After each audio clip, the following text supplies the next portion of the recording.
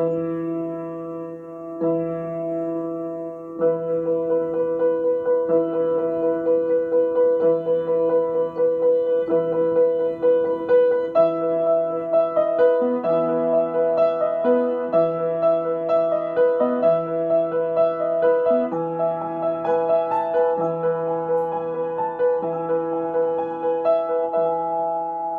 been a long and lonely trip, but I'm glad that I took it, because it was well worth it. I got to read a couple of books and do some research before I reached my verdict.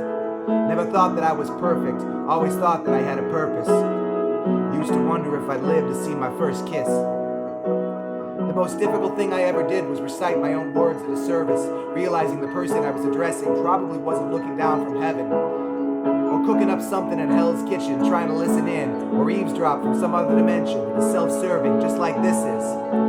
Conveniently religious on Easter Sunday and on Christmas, the television went from being a babysitter to a mistress. Technology made it easy for us to stay in touch while keeping a distance, so we just stayed distant and never touched. Now all we do is text too much. I don't remember much from my youth.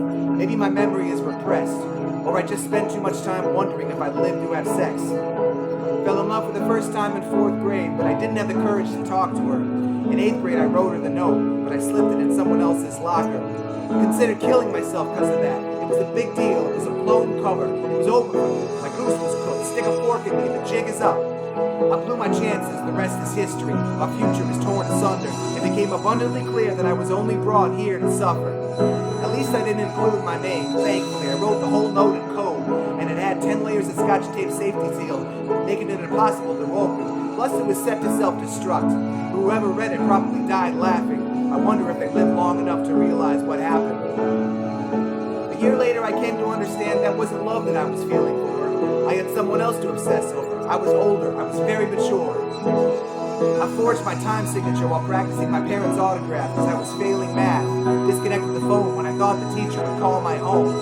I checked the mailbox twice a day at the end of a long dirt road. Steamed open a couple envelopes like I was in private detective mode.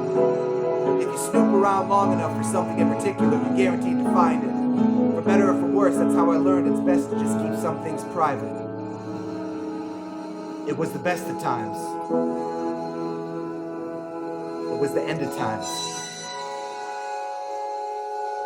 It was the best of times. It was the end of times. It was the best of times. It was the end of times. Best of times, end of times. I was always on deck, I was next in line. An only child with a pen and a pad writing a list of things that I could never have. The walls of my house were paper thin. Every squabble seemed to get deafening. If my memory serves me correctly, I made a point to forget and avoid some things. Probably to keep from being embarrassed. Never meant to upset or give grief to my parents. Kept my secrets, hidden my talent in my head, never under the mattress. Therapy couldn't break me. Never learned a word that would ensure safety, so I spoke softly and I tiptoed off it. The door to my room was like a big old coffin. The way that it creaked when I closed it shut, anxieties peaked when I opened it up, as if everything that I was thinking would be exposed. I still stayed fully clothed. It was the best of times.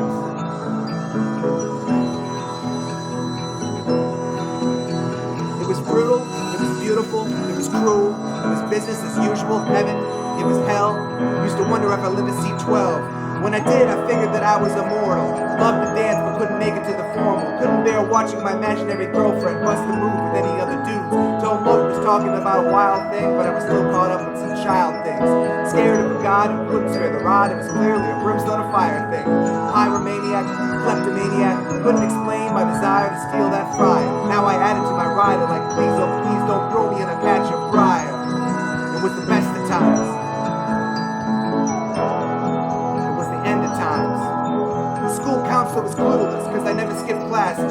Perfect attendance, imperfect accent, speech impediment they could never really fix it. I faked bad eyesight so I could wear glasses. Considered doing something that would cripple me. I wanted a wheelchair, I wanted the sympathy, I wanted straight teeth, so then came braces. 4 years of headgear helped me change faces. It was the best of times. It was the end of times.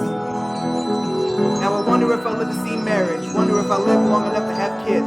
Wonder if I live to see my kids have kids. If I do, I'm gonna tell them how it is. Don't listen when they tell you that these are your best years. Don't let anybody protect your ears. It's best what you hear when they don't want you to hear. Better to have pressure from peers than not have peers. Beer won't give you chest hair. Spicy food won't make make it curl. When you think you got it all figured out and then the universe collapses, trust me, kid, it's not the end of the world.